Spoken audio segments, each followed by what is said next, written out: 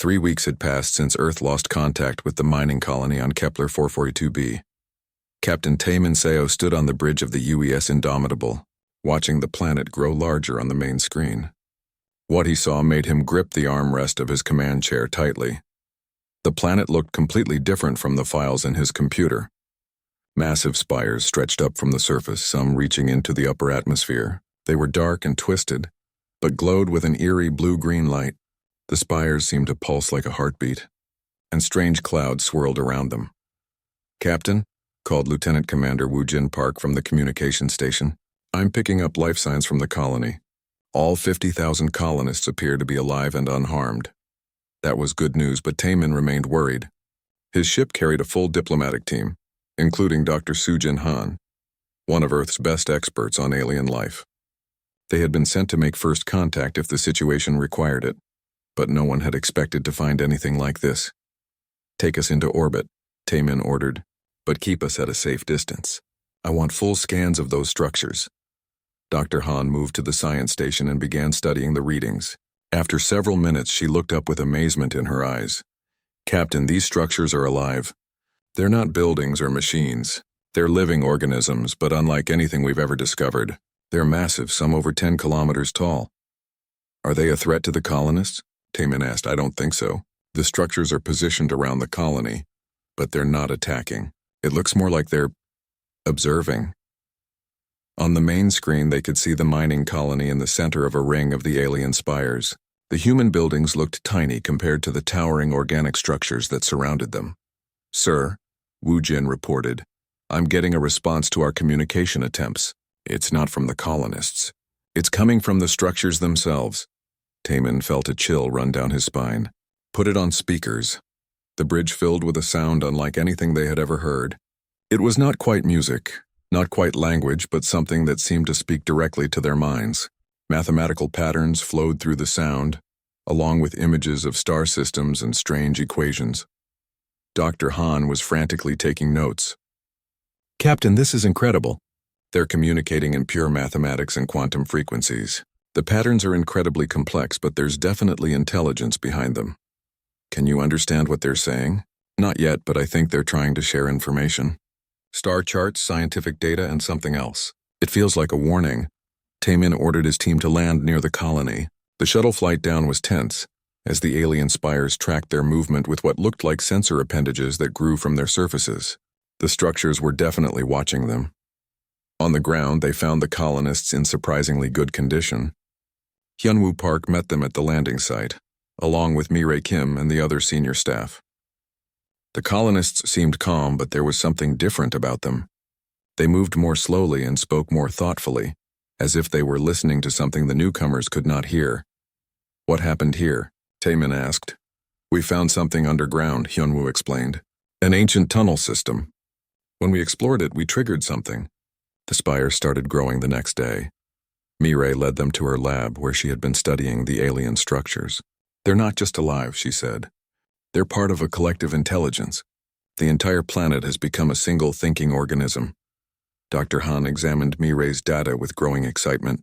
"This is the most advanced biological system I've ever seen. The structures are communicating with each other through quantum entanglement. They can share information instantly across vast distances." Young-Soo Kim, the colony's linguist, had been working around the clock to understand the alien communications. He looked exhausted but excited as he showed them his progress. "I think I'm beginning to understand their message," he said. "They keep repeating certain patterns.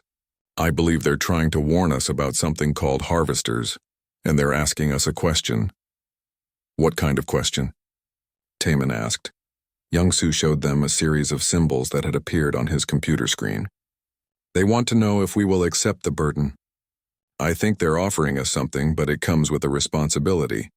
Before anyone could respond, alarms started blaring throughout the colony. Woo Jin was monitoring communications from the ship when he ran into the lab with a pale face. "Captain, long-range sensors are detecting massive objects entering the solar system. Ships, sir, bigger than anything we've ever seen." The alien spires around the colony suddenly blazed with bright light. The mathematical communications became more urgent, filling the air with complex patterns that hurt to think about. Dr. Han was studying her instruments with growing alarm. The quantum signatures are off the charts. Something is responding to our presence here. The spires are trying to tell us something important. Young-Soo worked frantically at his translation program. I'm getting clearer messages now. They're saying the harvesters have returned. They've been sleeping, waiting for this moment. They chose to sleep rather than face extinction. Who chose to sleep? Taemin demanded. The beings who built these structures. They call themselves the Karis. They're asking if our species shows promise. They want to know if we'll accept the burden of fighting the harvesters. The spires pulsed brighter, and suddenly everyone in the room could understand the alien communication directly. It spoke in their minds, sharing images and concepts that were both beautiful and terrifying. They saw a galaxy full of life, countless civilizations spanning millions of worlds. They saw the Karis, beings of incredible intelligence who had shaped life across the stars. And they saw the harvesters, mechanical intelligences that consumed entire solar systems, stripping them of all organic matter. The message was clear. The harvesters moved in cycles, returning every few million years to destroy any life that had grown too advanced. The Karis had faced a choice: fight and die, or sleep and hope that future species would be stronger. They've been waiting for us, Dr. Han whispered. All this time they've been waiting for a species that might be able to stand against the harvesters. Taemin felt the weight of the moment. And now the harvesters are coming back. Through the lab windows they could see the spires growing taller and brighter. In space above, more ships were appearing on the long-range sensors. The harvesters were returning, just as the Karis had predicted. The alien intelligence spoke to them again, sharing images of weapon systems and defensive technologies beyond human understanding. But the message came with a warning. Accepting their help would change humanity forever. They're offering us the tools to fight, Young-Soo translated. But we have to choose. We can face the harvesters as we are now and probably lose, or we can accept their technology and become something different. Taemin looked around at the faces of the colonists and his crew. They were all ordinary people who had come to this distant world to mine metal or explore space.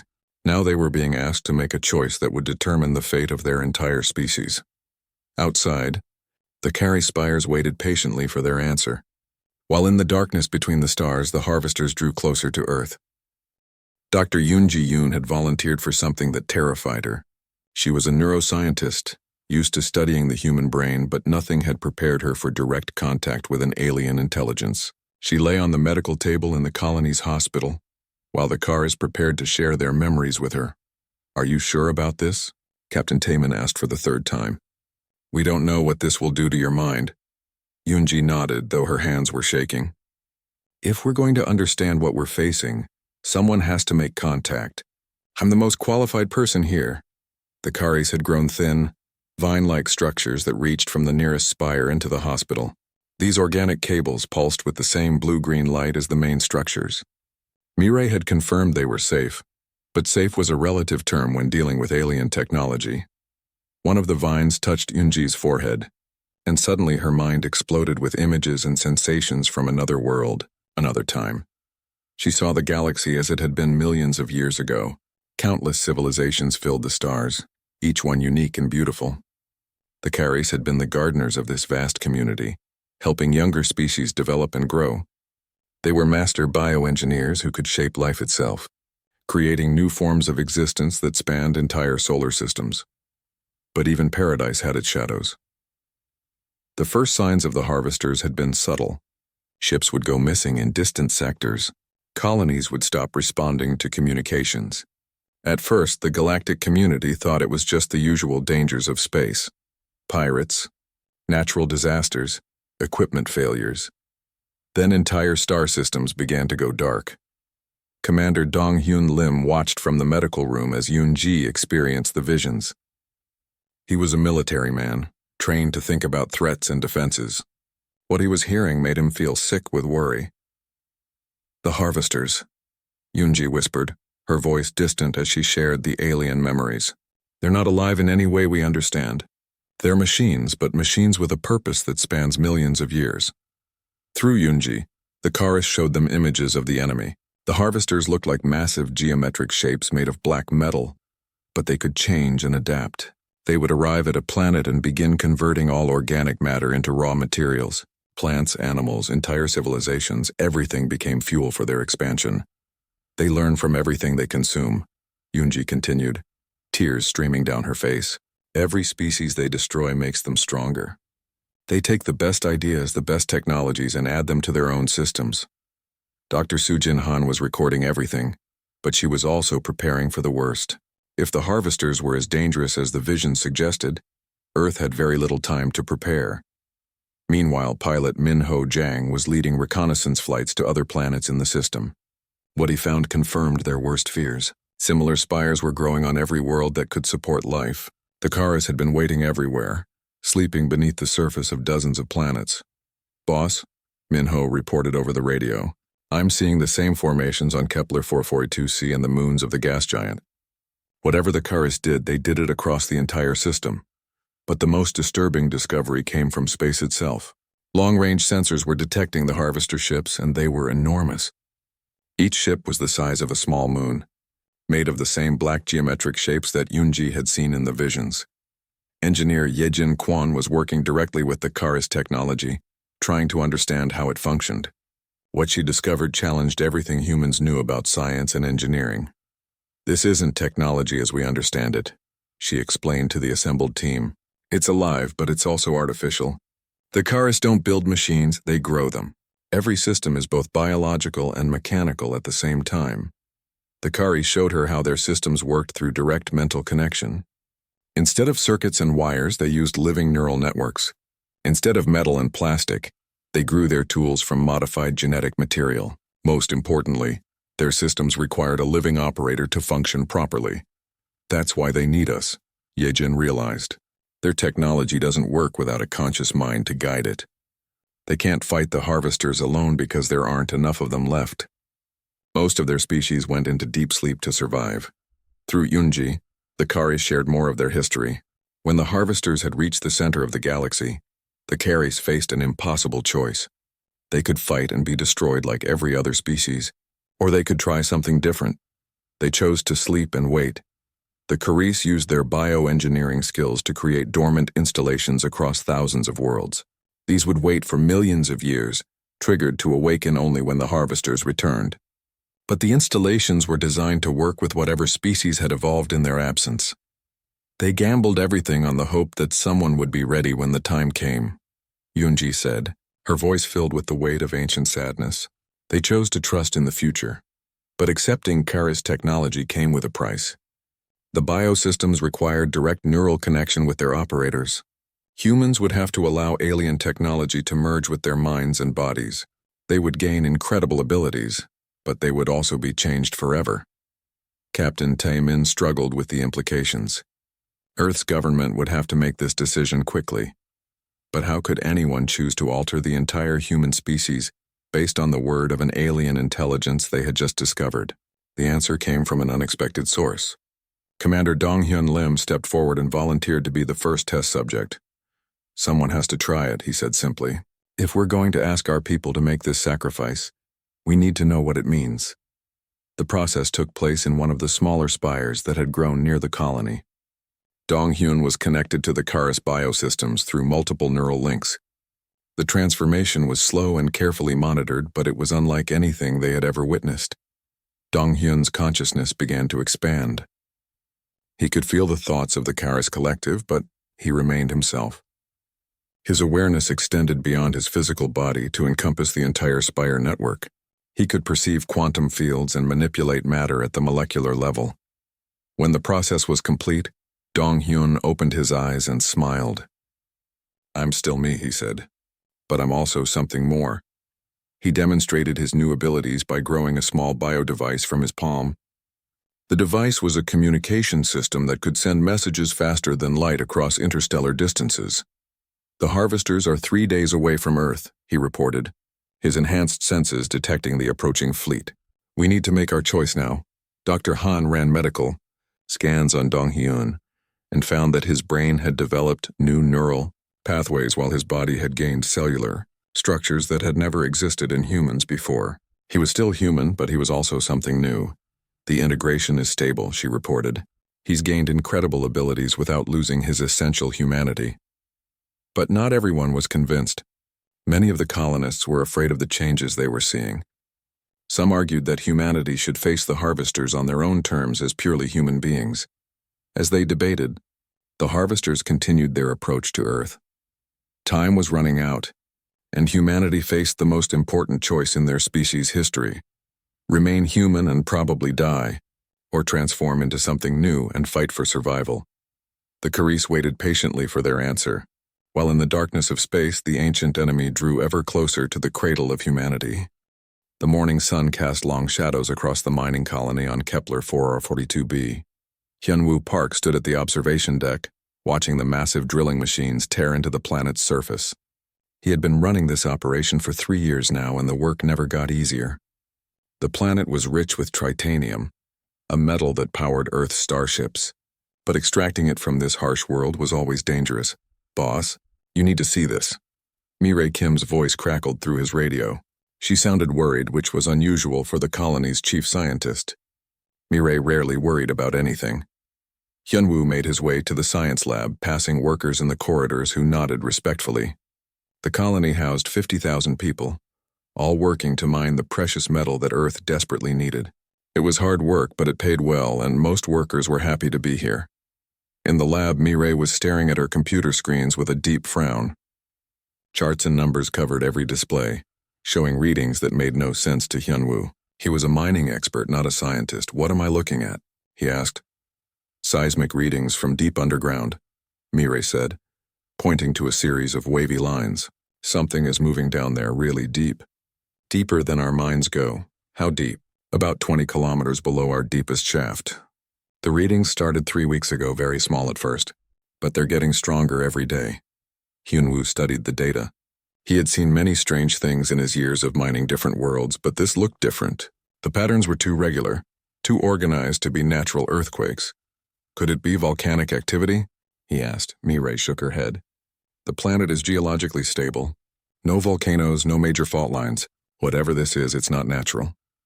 Before Hyunwoo could respond, Jin Ho Lee burst into the lab. The young engineer was breathless and excited. "You have to come see this." The deep core scanner picked up something incredible. They followed Jin Ho to the mining control room, where several workers were gathered around the main display screen.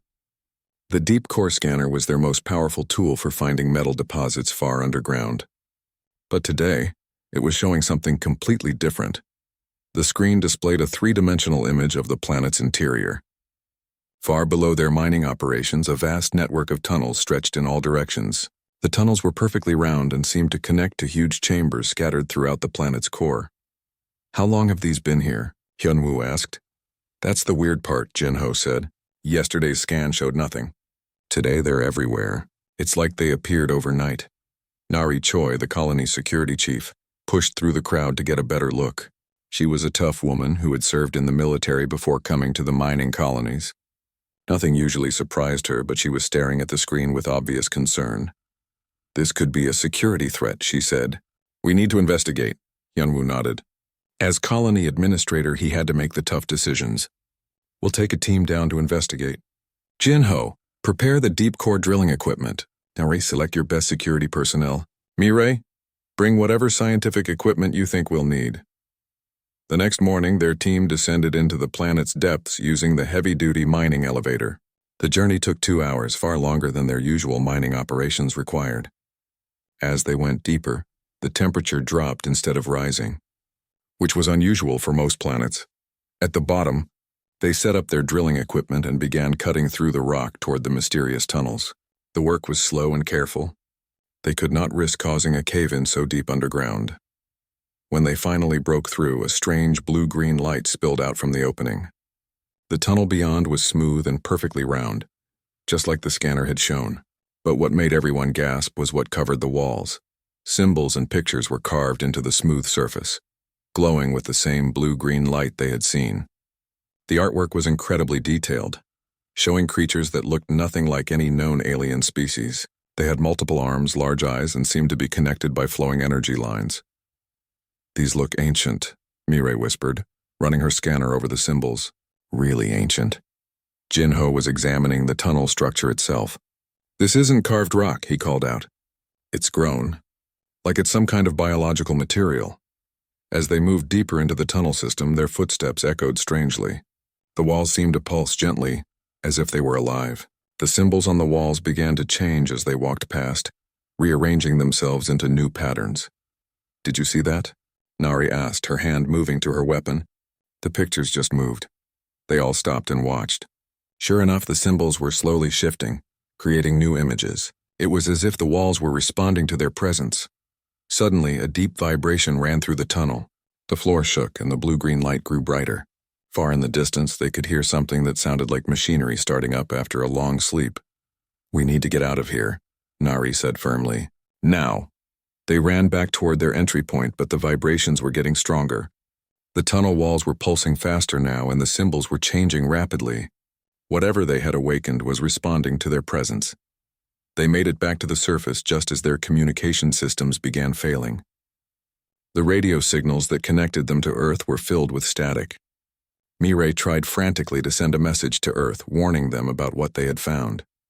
The last clear transmission that reached Earth contained only a few words. "Ancient alien structure discovered. Something has awakened. Possible threat to colony. Request immediate assistance." Then all communications went silent. Above ground, the colonists could see changes happening across the planet's surface. Strange formations were pushing up through the ground in the distance like massive fingers reaching toward the sky. The formations glowed with the same blue-green light they had seen in the tunnels. Hyunwoo gathered his senior staff in the main meeting room. Through the windows, they could see more formations appearing on the horizon. The planet they had been mining for 3 years was transforming before their eyes. "Whatever we found down there," he said quietly, "we've woken something up, and I don't think it's been asleep for just a few years. I think it's been sleeping for a very long time." Outside, the alien formations continued to grow, reaching higher into the sky with each passing hour. The colony was no longer alone on this distant world. Something ancient had returned, and it was watching them. Admiral Kyung-Soo John had never faced a decision like this in his 30 years of military service. He stood at the head of the emergency council table in Earth's highest security facility, watching the faces of humanity's leaders as they struggled with an impossible choice. The evidence from Kepler 442b was undeniable. The Harvester fleet was 2 days away from Earth, and every simulation showed the same result. Humanity's current weapons would be completely useless against the alien machines. Their only hope lay in accepting the Kara's symbiosis, but that meant fundamentally changing what it meant to be human. "Show them the footage again," Admiral Jian ordered. The main screen displayed the battle data from the outer system. 3 days earlier, the Harvesters had encountered a patrol group of Earth's most advanced warships. The human vessels had fired every weapon they possessed at the enemy, but instead of being damaged, the Harvester ships had simply absorbed the energy and grown larger. Dr. Hai-Wan Song, Earth's leading expert on alien psychology, studied the data with growing concern. "The Harvesters don't just resist our weapons," she explained. "They learn from them. Every attack makes them stronger and better adapted to our technology." "What about nuclear weapons?" asked General Park, head of Earth's Defense Forces. "We tried that too," Admiral John replied grimly. "The Harvesters converted the nuclear energy into more raw materials for their ships. Nothing we have can hurt them." The debate that followed was intense and desperate. Some council members argued for immediate acceptance of the Kara's technology. Others insisted that humanity should die as humans rather than become alien hybrids. The arguments grew heated as time ran short. Dr. Song raised her hand for attention. "There's another concern we haven't discussed. What if accepting the Kara symbiosis changes us so much that we're no longer human in any meaningful sense? Are we saving humanity or replacing it with something else?" Before anyone could answer, an alarm sounded throughout the facility. Captain Taman's voice came over the communication system from Kepler 442b. "Earth Control. We have a volunteer for the advanced symbiosis process. Fleet Commander Jae-ho Park has requested to undergo full integration with the Kari's biosystems." Admiral Jian knew Jae-ho personally. He was one of their best strategic minds and a decorated combat veteran. If anyone could handle the transformation, it would be him. "Approved," Admiral Jian said after a moment's hesitation.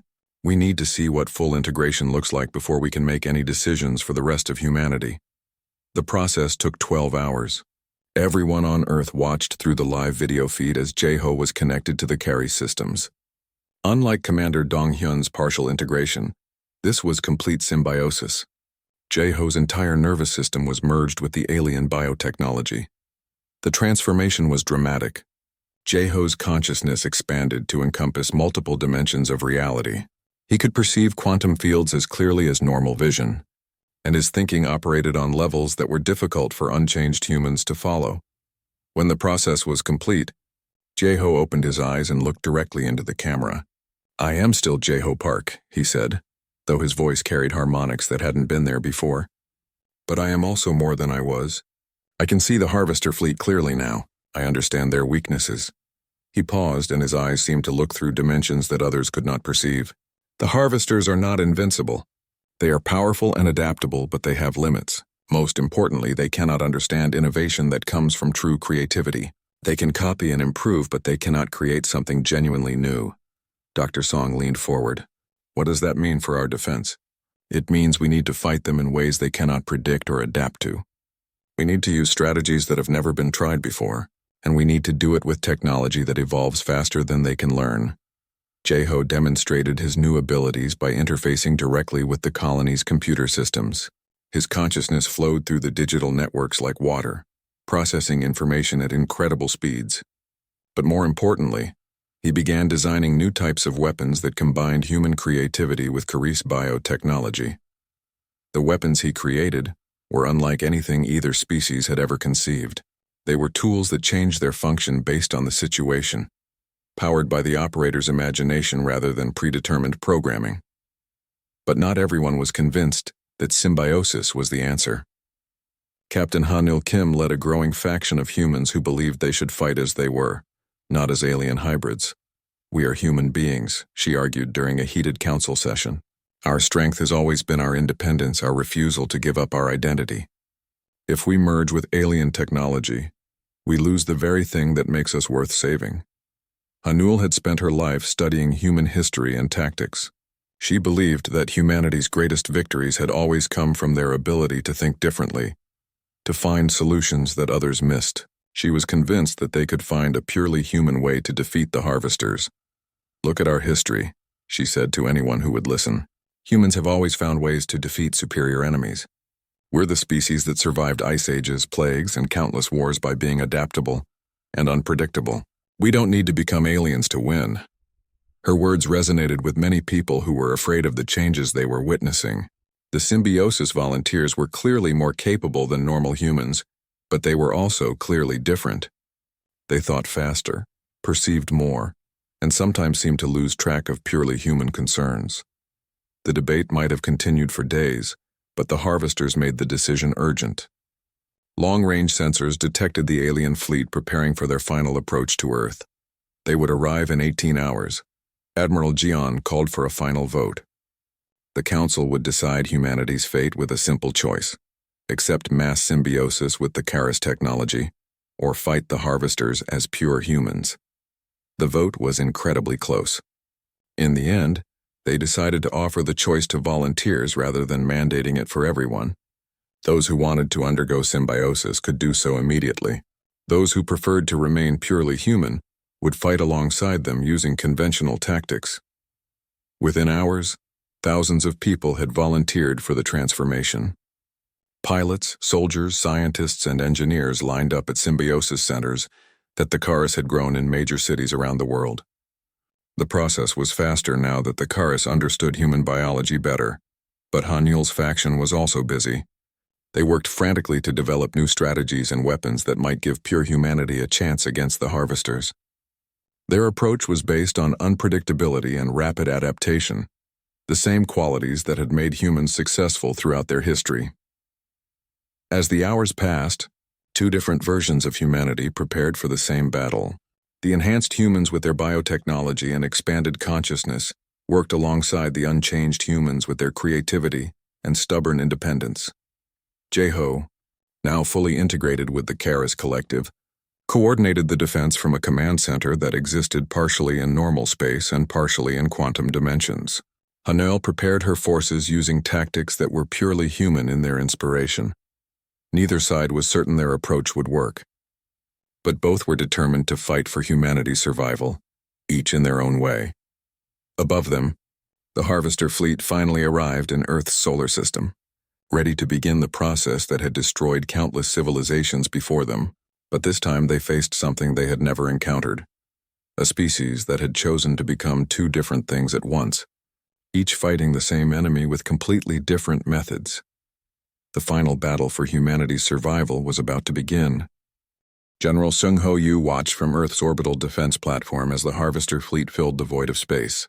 The enemy ships were massive geometric shapes that seemed to bend light around them. There were hundreds of them, each one large enough to swallow Earth's moon hole. But humanity was no longer the same species that had first ventured into space. The transformation had created something new, a hybrid force that combined human ingenuity with Karis biotechnology in ways neither species had imagined possible. Squadron leader Ji-Wan. Cho sat inside her bioship, feeling the living vessel respond to her thoughts. The ship was not built or assembled. It had been grown from Karis genetic material modified by human creativity. It could think, adapt, and evolve in real time during combat. "All squadrons report ready," she said into her communication system. Though the words were unnecessary, the enhanced pilots were connected through quantum entanglement, sharing thoughts and strategies instantly across vast distances. But they were not alone in the battle. Captain Ha-Nul Kim led the pure human resistance from her flagship, a conventional vessel upgraded with the most advanced weapons Earth could produce. Her fleet was smaller and less powerful than the bioships, but it had something the Harvesters could not predict: pure human unpredictability. The battle began when the Harvesters launched their first wave of attack probes. These smaller ships moved through space like schools of metallic fish, each one designed to test human defenses and adapt to whatever they encountered. Ji-Wan's squadron met them first. The bioships flowed through space like living creatures, changing shape and function as needed. When the Harvester probes fired energy weapons, the bioships absorbed the energy and converted it into shield strength. When the probes adapted to energy attacks, the bioships switched to kinetic weapons that grew from their hulls like thorns. The Harvesters began to adapt to these new tactics, but then Ha-Nul's fleet struck from an unexpected direction. Her ships used purely human strategies, feints, deceptions, and chaotic attack patterns that followed no logical system. The Harvesters could not predict what the human ships would do next because the humans themselves were making up their tactics as they went along. Researcher Sung Min Bei made the crucial discovery during the first hour of battle. He was monitoring the quantum communications between the bioships when he noticed something extraordinary. "General," he called out excitedly, "the human Karis hybrids are maintaining individual consciousness while sharing collective awareness. They're thinking as both individuals and as a group simultaneously. This was unprecedented. Previous species that had tried Karis symbiosis had either lost their individual identity in the collective or rejected the symbiosis entirely. But humans were doing both at the same time. Each enhanced human brought their unique perspective to the collective consciousness, while benefiting from shared knowledge and coordination. This created a fighting force that was both unified and diverse, predictable and chaotic. Admiral J-Ho Park, now fully ascended to quantum awareness, coordinated attacks across multiple dimensions that the Harvesters could not perceive. His consciousness existed in several layers of reality simultaneously, allowing him to strike at the enemy from directions that should not have been possible. But it was the combination of enhanced and pure humans that created the real breakthrough. The bioship squadrons provided the raw power and adaptability needed to match the Harvesters, while the pure human fleets provided the creativity and unpredictability that the enemy could not counter. Captain Ha-Nul Kim proved that human intuition was still valuable. During a critical moment when the Harvesters seemed to be adapting to all human tactics, she ordered her fleet to do something completely irrational: retreat toward the enemy at maximum speed while firing backwards. The maneuver made no tactical sense, which was exactly why it worked. The Harvesters had prepared for every logical response, but they could not adapt to pure human madness. The unexpected attack broke their formation and created an opening for the bioships to strike. At their command vessels, pilot Min Ho Jang discovered the key to victory when his bioship merged temporarily with one of Ha-Nul's conventional fighters. The combination created something completely new, a vessel that had both the adaptability of Karis technology and the creative chaos of pure human engineering. That's it. Sungmin realized from his monitoring station. The humans can exist in both states at once. They can be individual and collective, enhanced and pure, logical and creative simultaneously. They're not choosing one or the other. They're choosing all possibilities at once. This realization spread through both the enhanced and pure human forces instantly. The bioships began incorporating human irrationality into their quantum calculations. The pure human vessels started working with Kara's technology without undergoing full symbiosis. The result was a fighting force unlike anything the galaxy had ever seen. Each ship and pilot was unique, but they all worked together as part of something larger. They could think collectively when coordination was needed, and individually when creativity was required. The Harvesters, despite their incredible adaptability, could not cope with this new type of opponent. They were designed to learn from and counter specific types of attacks and defenses. But humans were not fighting as a specific type of species. They were fighting as every type at once. The final assault came when the human swarm surrounded the largest Harvester vessel. Enhanced fighters attacked from quantum dimensions while pure human ships struck from normal space. Biotechnology weapons that evolved in real time worked alongside conventional weapons that followed no predictable pattern. Admiral J. Ho Park coordinated the attack from his quantum command center, while Captain Hanul Kim led the final charge with purely human courage and determination. Together they represented what humanity had become, not one thing or another, but something entirely new. The massive Harvester ship tried desperately to adapt to the assault, but there were too many different types of attacks coming from too many different directions. Its adaptive systems were overwhelmed by the sheer variety of human approaches to warfare. When the command ship finally fell, the rest of the Harvester fleet began to retreat. For the first time in millions of years, they had encountered a species they could not defeat or understand. As the enemy withdrew, pilot Minho Jiang found himself serving as Earth's first ambassador to other species. The victory had attracted attention from across the galaxy. Other civilizations, some hiding from the Harvesters for millennia, began to emerge from their refuges. "How did you defeat them?" asked the first alien diplomat to make contact. Minho thought carefully before answering. "We didn't defeat them by being stronger or smarter than they were. We defeated them by refusing to be just one thing. We chose to be everything at once. Individual and collective, enhanced and pure, logical and creative. We became something they could not understand or predict."